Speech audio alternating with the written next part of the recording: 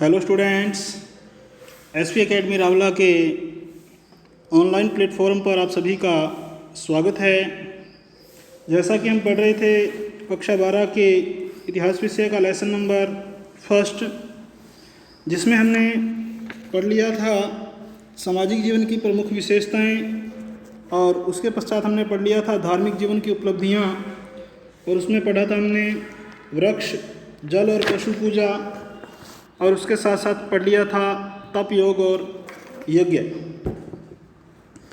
तप, योग और यज्ञ में पढ़ा था कि किस प्रकार से हमें विभिन्न स्थानों से खुदाई में अग्निकुंड और वेदिकाएं, अग्नि वेदिकाएं मिली हैं, और पद्मासन में बैठे योगेश्वर की मूर्ति मिली है, और इसके अलावा भिन्न भिन्न योगासन मुद्रा में मिट्टी की कई मूर्तियां भी प्राप्त हुई है। तो यहाँ से प्राप्त मोहरों पर एक सींग वाले वृषभ यानी कि एक सींग वाले बैल का चित्र का काफ़ी चित्रण मिलता है। इसमें कुबड़दार बैल, बिना कुबड़दार बैल, बाघ, हाथी आदि का चित्रण भी मिलता है। और विशाल स्नानागार, विभिन्न पशु किस प्रकार से देवताओं के वाहन के रूप में प्रसिद्ध है, तो इन सब को हमने पढ़ लिया था। तो आज हम पढ़ेंगे आगे का हिस्सा धार्मिक जीवन की उपलब्धियों में राजनीतिक जीवन। कौन सा? राजनीतिक जीवन। तो पढ़ते हैं राजनीतिक जीवन।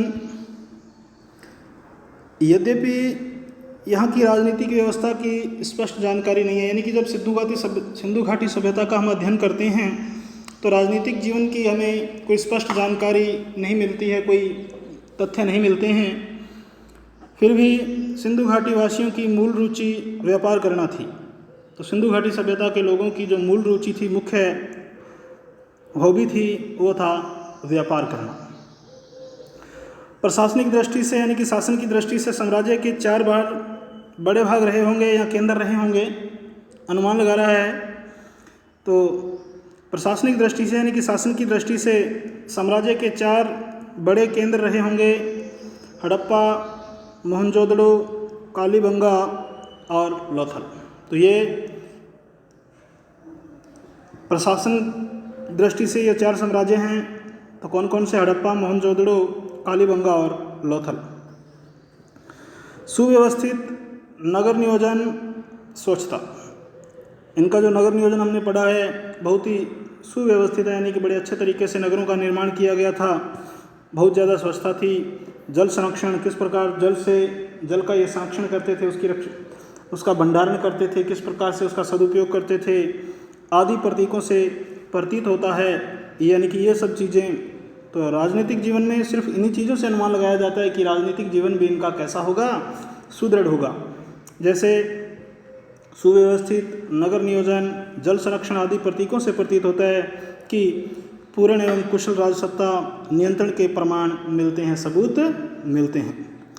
व्यवस्थित नगर पालिका प्रशासन के भी संकेत मिलते हैं, यानी कि जो नगर पालिका थी उसके भी सुव्यवस्थित तरीके से उनका प्रशासन चलता था, इसका भी संकेत मिलता है। अस्त्र शस्त्र अधिक संख्या में नहीं मिलना यहाँ के निवासियों की शांति प्रियता के संकेत देते हैं, यानी कि खुदाई के दौरान, उत्खनन के दौरान हमें विभिन्न प्रकार के या कोई ज़्यादा अस्त्र शस्त्र अधिक संख्या में नहीं मिले हैं, बहुत ही कम संख्या में मिले हैं, तो ज़्यादा संख्या में नहीं मिले हैं। इसका कारण है कि यहाँ के जो निवासी थे, यहाँ के जो लोग थे, जो निवासी थे, वो शांति प्रिय थे, यानी कि शांति को पसंद करते थे। तो लड़ाई झगड़े से उनका, युद्धों आदि से कोई लेना देना नहीं था।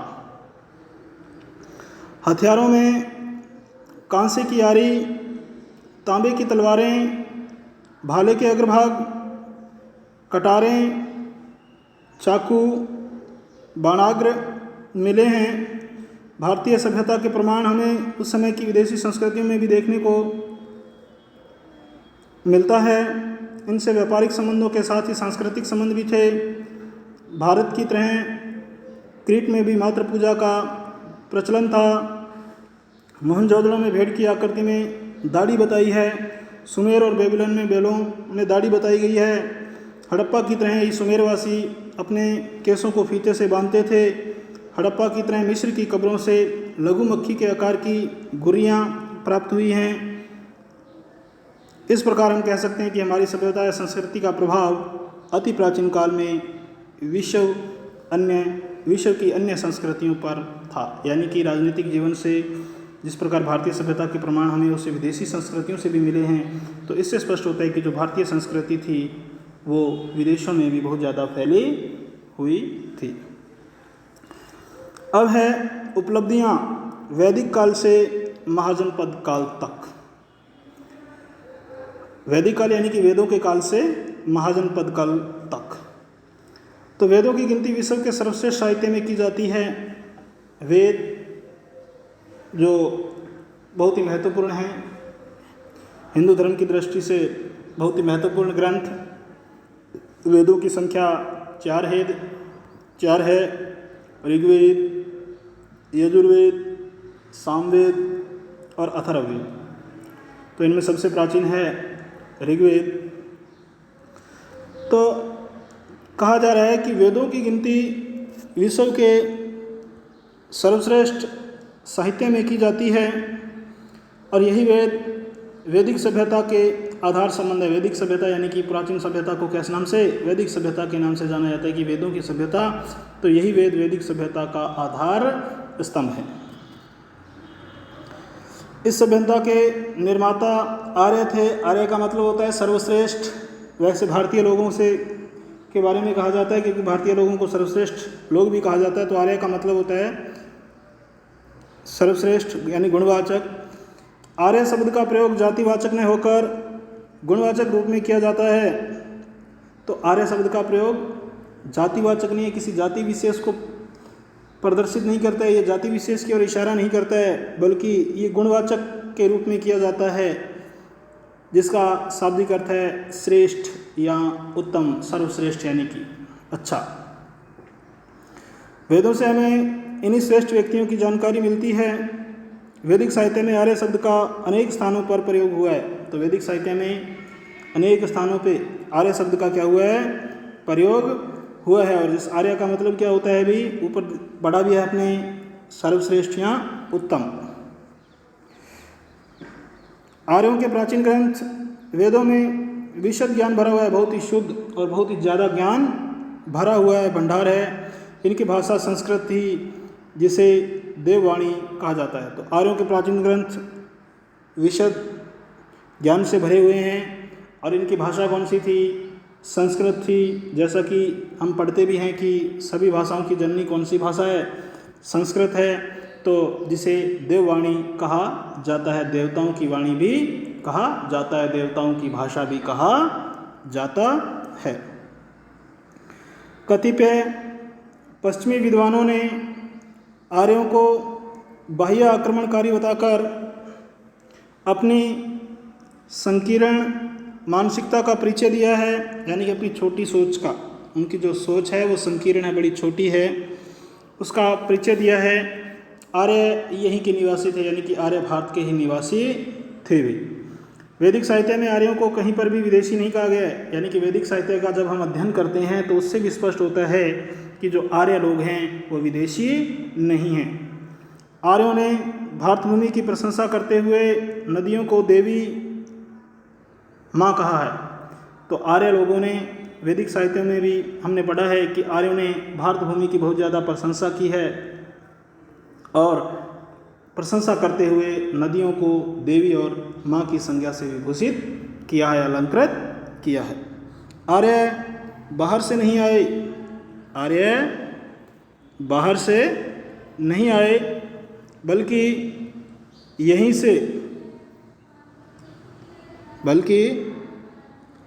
से संपूर्ण भारत में ईरान और यूरोप की ओर गए। आर्य विदेशों से नहीं आए, बल्कि आर्य लोग यहीं से संपूर्ण भारत में, यानी कि संपूर्ण भारत ही नहीं, अन्य देशों में ईरान और यूरोप की ओर गए। मध्य एशिया में भारतीय संस्कृति के प्रमाण भारतीयों का इस क्षेत्र में प्रसार होने का प्रमाण है, क्योंकि मध्य एशिया में भी भारतीय संस्कृति के प्रमाण मिले हैं। तो इससे स्पष्ट होता है कि भारतीयों का इस क्षेत्र में भी प्रसार होने का, फैलने का प्रमाण या सबूत है। नवीन अनुसंधानों से, नई खोजों से सिंधु सरस्वती सभ्यता वह वैदिक सभ्यता में कई समानताएं उजागर हुई हैं अर्थात प्रकट हुई हैं। दोनों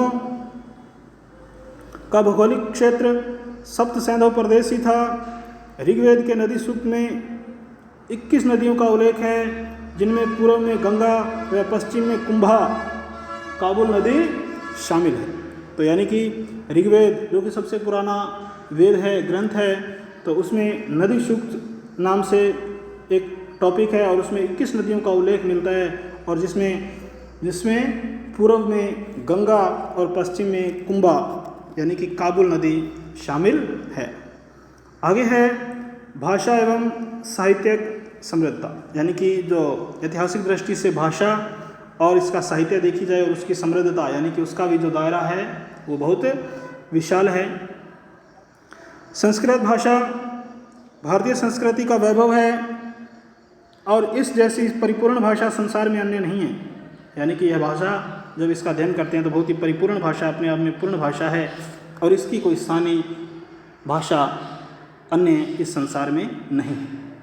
संसार के प्राचीनतम वेद संस्कृत भाषा में लिखे गए हैं। संस्कृत व्याकरण आज भी उतनी ही वैज्ञानिक है और संस्कृत की जो व्याकरण हम पढ़ते हैं, ग्रामर आज भी पढ़ते हैं तो उतनी ही वैज्ञानिक है अर्थात तथ्यात्मक है। आज अधिसंख्यक भाषाओं का आधार संस्कृत व्याकरण ही है। आजकल अधिकतर संख्याओं का जो आधार है, अधिकतर भाषाओं का जो आधार है वो संस्कृत की व्याकरण या संस्कृत ग्रामर ही है। प्राचीन काल में जितना साहित्य संस्कृत में लिखा गया उतना अन्य किसी भाषा में नहीं मिलता है। यानी कि प्राचीन काल में, प्राचीन समय में जितना साहित्य संस्कृत में लिखा गया उतना अन्य किसी भाषा में नहीं मिलता है। लिपि का विकास ब्रह्मी लिपि के रूप में हुआ, जिसकी प्रशंसा मैकडोनाल्ड ने अपनी पुस्तक हिस्ट्री ऑफ संस्कृत लिटरेचर में की है। तो इसको अंडरलाइन कर लेना। इसको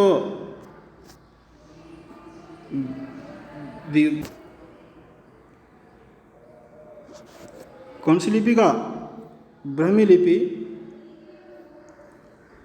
मैकडोनाल्ड ने अपनी पुस्तक हिस्ट्री ऑफ संस्कृत लिटरेचर में की है। तो इसको आप अंडरलाइन कर लेना भाई थोड़ा। हिस्ट्री ऑफ संस्कृत लिटरेचर किस भाषा की? ब्रह्मी लिपि का वर्णन, ब्रह्मी लिपि की प्रशंसा मैकडोनाल्ड ने अपनी पुस्तक हिस्ट्री ऑफ संस्कृत लिटरेचर में भी की है। साहित्यिक दृष्टि से भारत में अत्यधिक समृद्धि थी। ऐसा कोई ज्ञान नहीं था जिसका उल्लेख वैदिक साहित्य में नहीं किया गया हो।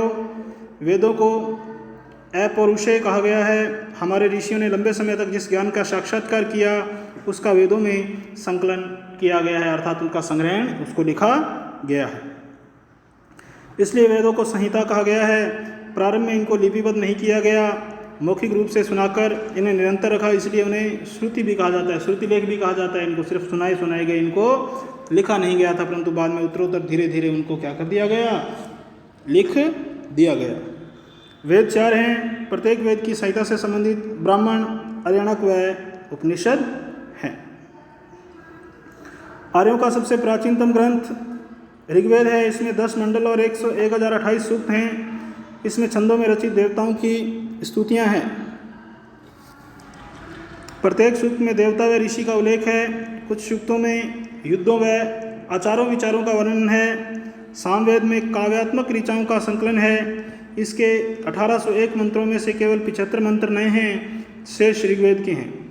ये मंत्र यज्ञ के समय देवताओं की स्तुति में गाए जाते हैं। यानी कि ये जो मंत्र हैं यज्ञ के समय देवताओं की स्तुति में, देवताओं की प्रशंसा में उनको याद करते हुए गाए जाते हैं। यज्ञों, कर्मकांडों व अनुष्ठान पद्धतियों का संग्रह यजुर्वेद में है। इसमें 40 अध्याय हैं। यह शुक्ल व कृष्ण यजुर्वेद 2 भाग हैं। अंतिम वेद अथर्ववेद में 20 मंडल, 731 सूक्त और 6000 मंत्र हैं। रचना अथर्व ऋषि द्वारा की गई थी। इसका अंतिम अध्याय ईशोपनिषद है, जिसका विषय आध्यात्मिक चिंतन है। आध्यात्मिक चिंतन का मतलब होता है धार्मिक चिंतन। आगे है पुराण। पुराणों में इतिहास की सामग्री भरी पड़ी है। पुराणांतर्गत यानी कि पुराणों के अंतर्गत इतिहास को विशेष महत्व दिया जाने लगा है। पुराणों में हमें विभिन्न घटनाओं का क्रमबद्ध इतिहास मिलता है। इनके रचयिता लोमहर्ष व उनके पुत्र उग्रश्रवा को माना जाता है। प्रमुख पुराणों में मत्स्य, वायु, विष्णु, ब्रह्मांड, भागवत, अग्नि, मार्कंडे का नाम बहुत ही उल्लेखनीय है या बहुत ही महत्वपूर्ण है। पुराणों में वंशावलियाँ मिलती हैं। इन्हें सर्वाधिक प्राचीन माना गया है, यानी कि सबसे प्राचीन माना गया है। यह 2री-3री शताब्दी की रचना है। इनसे गुप्तों के इतिहास व अन्य महत्वपूर्ण घटनाओं की जानकारी मिलती है। पुराणों के अलावा 29 उपपुराण है। सूत्र साहित्य में भी महत्वपूर्ण साहित्य है। सूत्र साहित्य भी महत्वपूर्ण साहित्य है। इसके द्वारा ऋषियों ने मनुष्यों के सामाजिक व धार्मिक जीवन को नियमबद्ध करने का प्रयास किया है। इनमें कला सूत्र प्रमुख हैं, जिसके 3 भाग हैं: श्रोत सूत्र, ग्रह सूत्र और धर्म सूत्र। और वैदिक साहित्य में भी वेदांग, वेदों के अंग यानी स्मृतियाँ यानी कि धर्मशास्त्र से संबंधित, और महाकाव्य रामायण और महाभारत। रामायण किसने लिखी थी? रामायण के रचनाकार थे महर्षि वाल्मीकि, ऋषि वाल्मीकि, और महाभारत लिखा था महर्षि वेदव्यास ने। तो कहने का मतलब ये है कि महाकाव्यों का भी महत्वपूर्ण स्थान है। तो आज के लिए स्टूडेंट्स इतना ही। आगे हम पढ़ेंगे राजनीतिक व्यवस्था और उसकी प्रमुख विशेषताएं। तो वैदिक काल से महाजनपद काल की एक प्रश्न करना है आपको। वैदिक काल से महाजनपद काल की मुख्य उपलब्धियों का वर्णन करो। तो इस प्रश्न को आप लिखोगे और साथ साथ में याद भी करोगे। तो आज के लिए स्टूडेंट्स इतना ही। बहुत बहुत धन्यवाद। जय हिंद, जय भारत।